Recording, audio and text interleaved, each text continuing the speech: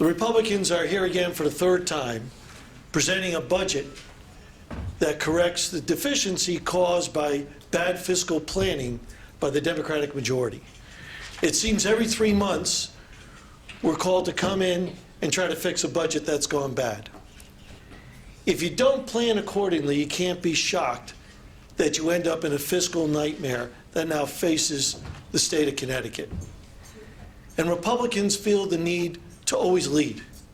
It would have been easy for us to sit back and say, let the Democratic majority stew in the juices of bad budgeting that they put upon us.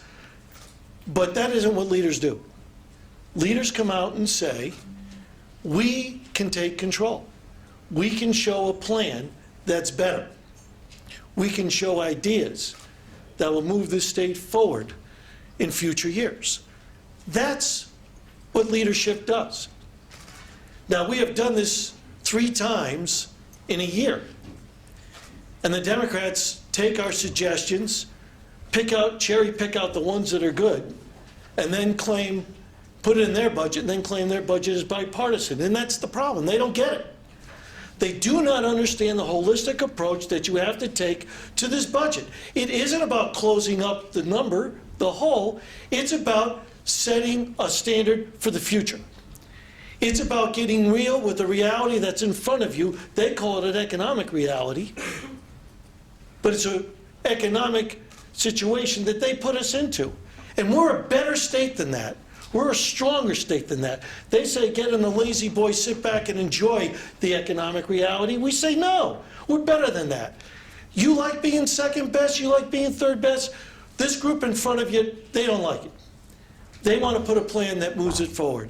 So today, for the 3rd time in a year, we are going to bring out our proposal that solves a problem and moves us forward. On the PowerPoint, that what we're looking at now is a path. It's not sticking gum in a hole and hoping that it doesn't happen again in a month. That kind of budgeting has gotten us into perpetual deficits. You have heard Secretary Barnes speak about a new reality, a new normal. Well, we don't accept that. We don't accept that. What we do know is these perpetual deficit mitigation plans that we do does nothing for stability and predictability in the state of Connecticut. They're failed policies, job growth is down, and people are leaving the state. And if you look at the numbers going forward, we see not only a $935 million deficit for this year we're facing, and let's be honest, guys, we have a whole year and a few before that's over. So we have a great fear that'll be bigger. But down the road, we see $2.1 billion, $2.4 billion, $2.6 billion, $2.9 billion. Next slide. So every time we come here and there's a problem and the governor and the majority party wants to know, well, what are the Republicans going to do? Which is interesting because they want to lead when they want to lead. But when they don't want to do it, then they want to know what our solution is. So we do our job. We got elected to because we take that seriously, and we come out with serious budgets and deficit mitigation plans. But we wanted to take a step further because we've seen this gum in the hole approach does not work. It doesn't work. And here we are again, almost in May for the 3rd time. We believe that the state deserves better. It deserves a long-term approach to budgeting because businesses do that, whether they be big or small. Each and every one of you in your homes must do that. You don't budget for the next month or the next 2 months. You budget for 1 year, 2 years, 3 years down the road. And the only way we do that is by having fundamental changes to our budget process. Next slide. The deficit we're in right now, as you know, is $935 million. We have fixed that deficit. We certainly felt it was important to fix the problem we're in now before we move down the road. We've done it by spending reductions. But as always, we maintained our state's core services. We're helping municipalities. We're helping social services. We're helping education. And we find efficiencies along the road. The way we protect our core services, first example, hospitals. Now, you've seen time after time, if we have $1 of deficit, first place it comes out of is the hospitals. What we did is restored the deficit mitigation cuts to the hospitals, but we took it a step further. We took that money out of Medicaid, so next time there's a deficit, there can be less money cut from there to protect it, to think down the road, to think beyond the next month.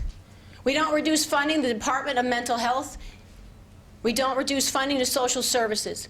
We believe when we say we're protecting the safety net, we're actually protecting the safety net. It's not just words. We restore money to ECS formula. You know how that was devastated a few weeks back. We give private providers 1% COLA next year because, as usual, they do it better than other people do it.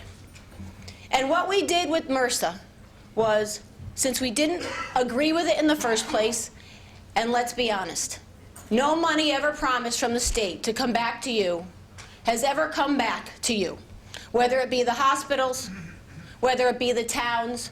So we said, let's get rid of it, but let's keep the property tax cap on cars. Let's keep that, and we fully fund that. And when you hear us talk about a long-term plan, a framework, a vision, there are ways we would like to try and implement that. There is Senate Bill 268 out there which talks about long-term planning, which puts together a group of people, legislators, more importantly, business owners, because business needs to tell us what we need to do to help them do their job better, instead of us, in an arrogant way, deciding we know what's best for you. State auditors follow up. Right now, the state auditors kind of every 2 years go through this process where they see what is not in compliance and with each agency, but we want to take that a step further. We want to say, if you're not in compliance, you need to go before your committee of cognizance and have a conversation about how you should fix that and what you can do better in the future, which would, as always, make people more accountable, make it more predictable, and make it more sustainable. State electricity costs. Right now, we go for the standard offered, and we're done. We suggest, let's look at other options. Just like people do in their homes, there's many different options we can look at for our electricity and for our energy. The state should be doing the same thing. Get the best deal that's out there. And then we go to fast track. As you know, the federal government is paying 80% of the funds for fast track. That goes away in 2 years. Where are we going to get that money? Where are we going to get that money? Unfortunately, when towns don't have money, or they lose money they think they're having, what happens? Property taxes go up. What will happen if we don't have this money, and if we do not go along and have a long-term plan? Taxes will once again go up. So what's the impact of all these changes? Well, as we saw before, right now we have a $935.7 million deficit.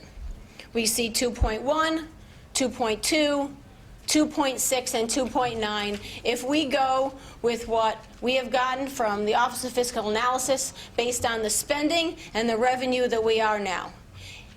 If we look at our long-term plan, our framework for the future, we see surpluses. Yes, I said surpluses. I know we haven't said that word in many years. Of $25 million in the first year. $226 million. $352 million. $416 million, for a total of $1 billion after this is said and done. You hear us use those words a lot, predictability. Towns can't operate without predictability. Businesses, whether they be one employer or 100 employers, cannot operate without predictability. Once they have that, that instills confidence in what we're doing. And once there's confidence in this state, or any state, businesses will want to come back. Businesses will want to grow. People will want to stay here. They'll be able to retire here. Kids will be able to stay here, raise their families here. It all plays on each other. When we look at that $1 billion surplus, what are we going to do with it? Well, we can do any one of a number of things with it.